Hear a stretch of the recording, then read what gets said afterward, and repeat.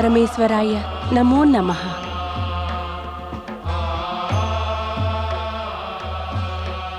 ఎక్కడికి వెళ్ళిపోయారు స్వామి?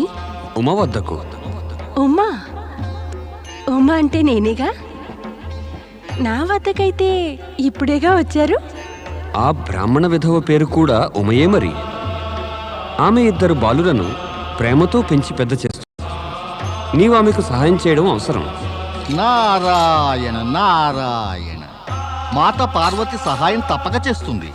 కానీ ఆ 2 బాలకుల భవిష్యత్తు ఏమవుతుంది పరమేశ? నారదా, తెలిసే మాట్లాడుతున్నావు, తెలియక మాట్లాడుతున్నావు. తెలియదు కానీ నీవు అజ్ఞానిలా అప్పుడప్పుడు మాట్లాడుతుండడం చూస్తే మాకు అనుమానం వస్తూ ఉంటుంది. నీకు మతి భ్రమించిందేమోనని. నేనేం అపరాధం చేశాను ప్రభు? అజ్ఞానం వల్ల, బుద్ధి తక్కువ వల్ల అపరాధాలు కలుగుతూ ఉంటాయి. ఇప్పుడేగా నీవంటున్నావు ఆ బాలకులిద్దరికీ సహాయం పార్వతి చేస్తుందని. మరి మరుక్షణమే ప్రశ్నిస్తావే ఆ బాలకుల భవిష్యత్తు ఏమవుతుందని. తమకు సహాయం పార్వతి అందించాక ఆ బాలకుల భవిష్యత్తు ఏమవుతుందో నీకు తెలియటం లేదా? నారాయణ నారాయణ. నా శబ్దజాలంలో నేనే పడిపోయాను. ఎల్లప్పుడూ ఇతరులను కూడా పడవేస్తూ ఉంటావు. ఒకటి మాత్రం గుర్తుంచుకో నారదా, ఆ 2 బాలకులపై ఎల్లప్పుడూ మా ఇరువురి కృప ప్రసరిస్తూనే ఉంటుంది. వారిద్దరూ అన్ని అడ్డంకులను ఎదుర్కొంటూ జీవితంలో కోరుకున్న ఫలాన్ని పొందుతారు. అంతేకాదు, వారి తల్లి అయిన ఉమ కూడా ఇద్దరూ పైకి రావడం వల్ల సుఖాన్ని, సంతోషాన్ని పొందుతుంది. ఇదంతా బాగానే ఉంది కానీ పరమేశ, తమరిరువురు ధన్యులే.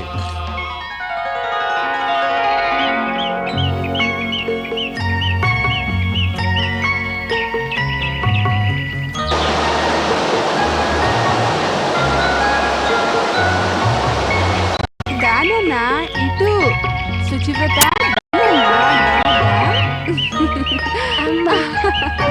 జయ జయ మృత్యుంజయ మహాదేవ, జయ జయ మృత్యుంజయ మహాదేవ, జయ జయ మృత్యుంజయ మహాదేవ, జయ జయ మృత్యుంజయ మహాదేవ, జయ జయ మృత్యుంజయ మహాదేవ. ఆయుష్మాన్ భవ. నా పుత్రుణ్ణి ఆశీర్వదించండి ఋషివర్య. ఈ పుత్రుడు నీవాడు కాడు ఉమాదేవి. కాని తల్లిలా నేనే వీణ్ణి పెంచి పెద్ద చేశాను. నాకు తెలుసు. నేను బాగా ఎరుగుతున్న సత్యరథుని ఈ పుత్రునిపై శివకృప కూడా ఉంది. అందువల్లనే భక్తవత్సలుడు పరమేశ్వరుడు ఋషివర్యుని అవతారం ధరించి ఇతన్ని కాపాడటానికి గాను ఇతన్ని పెంచి పెద్ద చేసే బాధ్యత నీకు అప్పగించారు. మీ ముగ్గురికి దర్శనమిచ్చి మీ భవిష్యత్తును నిర్ణయించారు. తమరు త్రికాలదర్శులే ఋషివర్య. అన్నీ తెలిసినవారు. వర్తమానం మీ ఎదుటనుంది. దయచేసి ఈ బాలకుని భవిష్యత్తు చెప్పండి. దేవి ఉమా, ఇతడి భవిష్యత్తు చెప్పటం కాదు, మలచవలసిందే. అది కూడా నీచేతే జరగాలి. నేనా? భవిష్యత్తు నిర్మించే సామర్థ్యం నాకెక్కడుంది ఋషివర్య? నేనిప్పుడేగా చెప్పాను. నీకు ఈ బాలకుణ్ణి పెంచి పెద్ద చేయమని ఆదేశమిచ్చిన ఆ సాధువు మరెవరో కాదు, స్వయంగా పరమేశ్వరుడే. ఋషివర్యుని అవతారం ధరించి ఆయన నీకు కేవలం దర్శనమివ్వటమే కాక సామర్థ్యాన్ని కూడా ఇచ్చారు. నీకు వారి కృప లభిస్తుంది. అయితే నన్నేం చేయమంటారు ఋషివర్య? శివకృపను పొందినట్టి ఈ బాలకుని భవిష్యత్తు ఉజ్వలం చేయాలి. మరి ఎలాగా? విను ఉమాదేవి, ఇతడి తండ్రి సత్యరథునికి శివప్రకోపం కారణంగా ముప్పు కలిగింది. ఇతడు అనాథుడైపోయాడు. కాని ఇతడిపై శివుని కృప ఉన్నది. అందువల్లనే అనాథుడైనప్పటికీ ఇతడి ఆలనా పాలన జరగకపోలేదు. కానీ ఇతడికి తన రాజ్యము, వైభవాదులింకా లభించలేదు. అవి పొందే మార్గం చెప్పండి ఋషివర్య. శివప్రదోష పూజ యొక్క మహత్తును గుర్తించి దానిని నియమపూర్వకంగా పూర్తి చేయాలి. ఈ బాలకుడు తన తండ్రి చేసిన పాపాలకు ప్రాయశ్చిత్తం చేసుకోవాలి. జయ జయ మృత్యుంజయ మహాదేవ. మహారాజా, తమరు తమరి శత్రువు పుత్రుని వెతుకుతూ అలసిపోయారు. కానీ తమ దయ వల్ల నేనతన్ని కనిపెట్టగలిగాను. ఎక్కడున్నాడు వాడు? ఉమా అనే ఒక బ్రాహ్మణ స్త్రీ తన కొడుకుతో పాటుగా వాణ్ణి కూడా పెంచుకుంటోంది. ఆమె పుత్రుడైన శుచివ్రతుడు, తమరి శత్రువుకు పుట్టిన ధర్మగుప్తుడు ఇద్దరూ శాండిల్య మహర్షి ఆజ్ఞానుసారం శివప్రదోష వ్రత పూజను శివాలయంలో ప్రారంభించనున్నారు. చాలు! ధర్మగుప్తుడు నేడు ఆఖరిసారి వస్తాడు శివాలయానికి. తన తండ్రి మాదిరిగానే వాడు కూడా నా చేతిలో నేడు యమలోకం చేరుకుంటాడు. శివాలయంలో శత్రుపుత్రునితో పాటుగా వాడి మృత్యువు ముంచుకొస్తుంది. ఓం నమః శివాయ ఓం నమః శివాయ ఓం నమః శివాయ ఓం నమః శివాయ ఓం నమః శివాయ ఓం నమః శివాయ ఓం నమః శివాయ ఓం నమః శివాయ ఓం నమః శివాయ ఓం నమః శివాయ ఓం నమః శివాయ ఓం నమః శివాయ ఓం నమః శివాయ ఓం నీలకంఠాయ స్వాహా ఓం మృత్యుంజయాయ స్వాహా ఓం మహాబీజాయ స్వాహా ఓం రుద్రాయ స్వాహా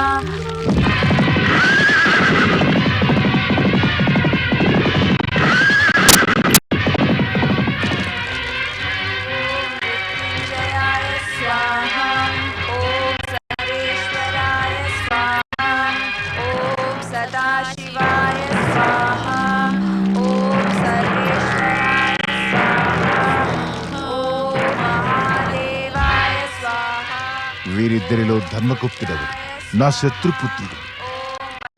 గుర్తించగలను. ఇదేమి సమస్య? ఈ సమస్యను పరిమార్చడానికి నేను ఇద్దరిని పరిమార్చేస్తాను.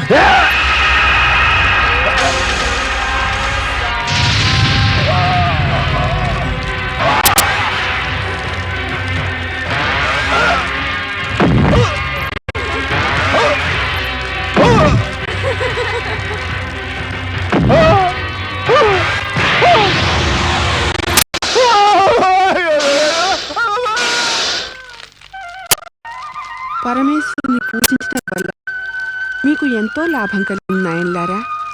ఆ దుష్ట శత్రువు తన రెండు చేతుల్లోనూ కత్తులతో మీకు హాని కలిగించటానికి వచ్చాడు. శివకృప కారణంగానే మీకతడి నుంచి రక్షణ లభించింది.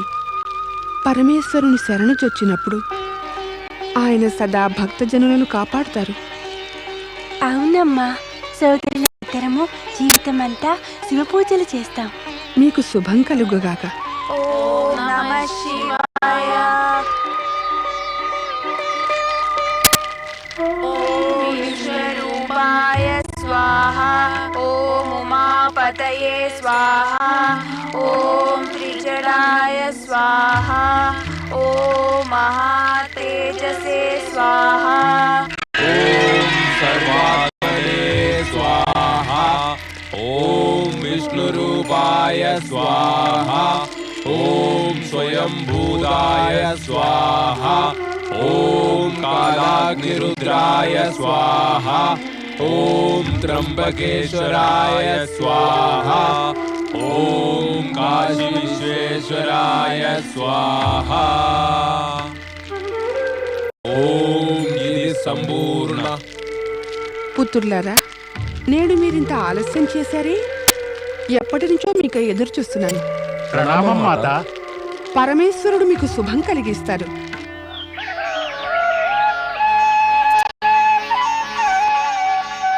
ప్రణామం మాత. నాయన ధర్మగుప్త, శాండిల్య మహర్షికి ఇచ్చిన వాగ్దానం నీకు గుర్తుందా? ఉందమ్మా. నా తండ్రి సత్యరథ మహారాజు శివప్రదోష పూజా కార్యాన్ని సగంలో వదిలేసి తన కుటుంబంపై శివక్రోధాన్ని కొని తెచ్చుకున్నాడు. తల్లిదండ్రుల యొక్క ఆత్మశాంతికి, తండ్రి పాపానికి ప్రాయశ్చిత్తంగాను పోయిన మా రాజ్య వైభవాన్ని మళ్లీ పొందటానికి నేను నియమితంగానైనా శివప్రదోష పూజ చేయాలి. శివప్రదోష వ్రతం విధులన్నీ మీరిద్దరూ తెలుసుకున్నారా? తెలుసునమ్మా. మనం ముగ్గురం నిశ్చయించుకుందాం.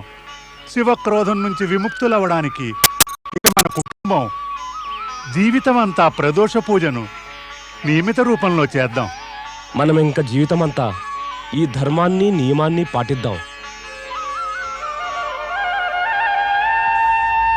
అన్నయ్య శుచివ్రత, అమ్మ భిక్షాటన చేసి మనిద్దరినీ పెంచి పెద్ద చేసింది. అవును సోదరా, ఆమె మన కోసం ఎన్నో కష్టాలు పడింది. కష్టపడుతూనే ఉంది. కానీ ఎన్నాళ్ళిలా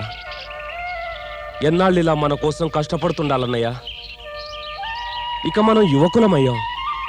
మనముండగా ఆమె కష్టపడాలా? అది మనకే సిగ్గుచేటు కాదా? నీవు నా మనసులోని మాటే అంటున్నావు ధర్మగుప్త.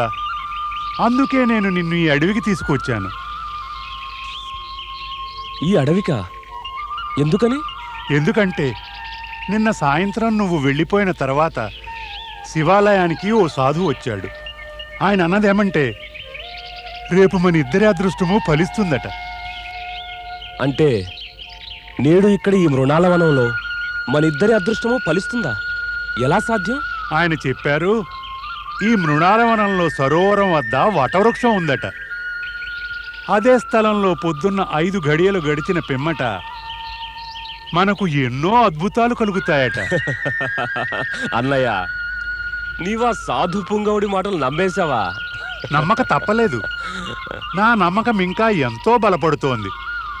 ఎందుకంటే ఆయన చెప్పాడు, నీ సోదరుడు నీవు చెప్పిన మాటలు విని నమ్మను పొమ్మంటాడని, నవ్వుతాడని. కానీ సత్యం అనేది ఎప్పుడు మారేది కాదు.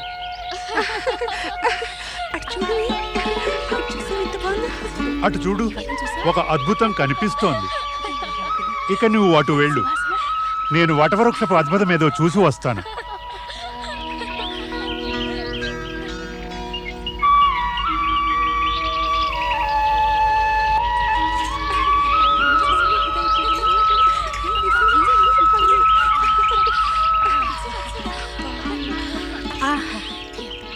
ఏమి సౌందర్యం, ఏమి సువాసన.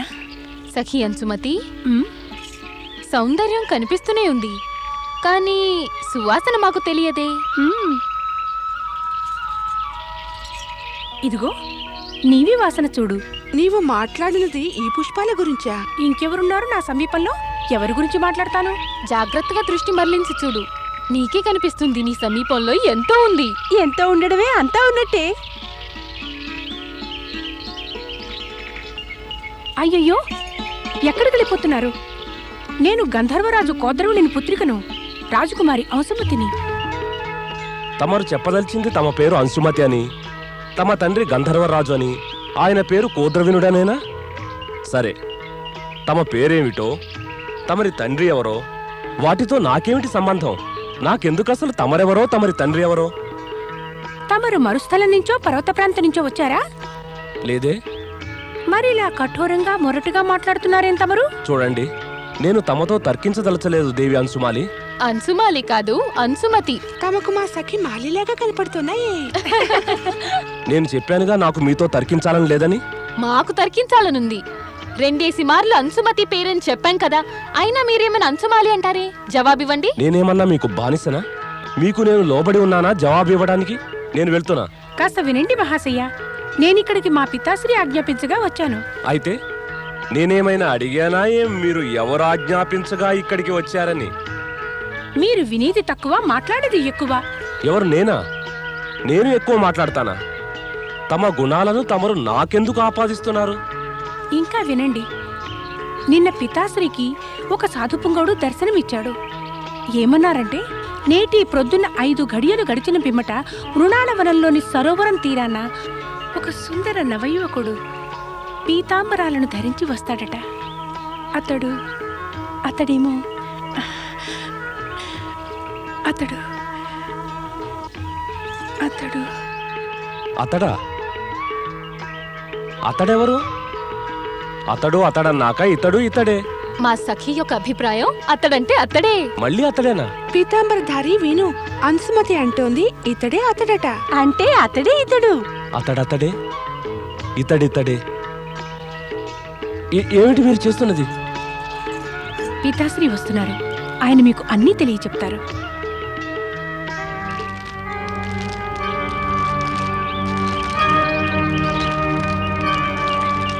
కనపడింది, వటవృక్షం కనపడింది. ఇదే ఆ పెద్ద వటవృక్షం. ఇక చూస్తాను ఆ సాధు పొంగవుడు ఏం అద్భుతం చూపిస్తాడు.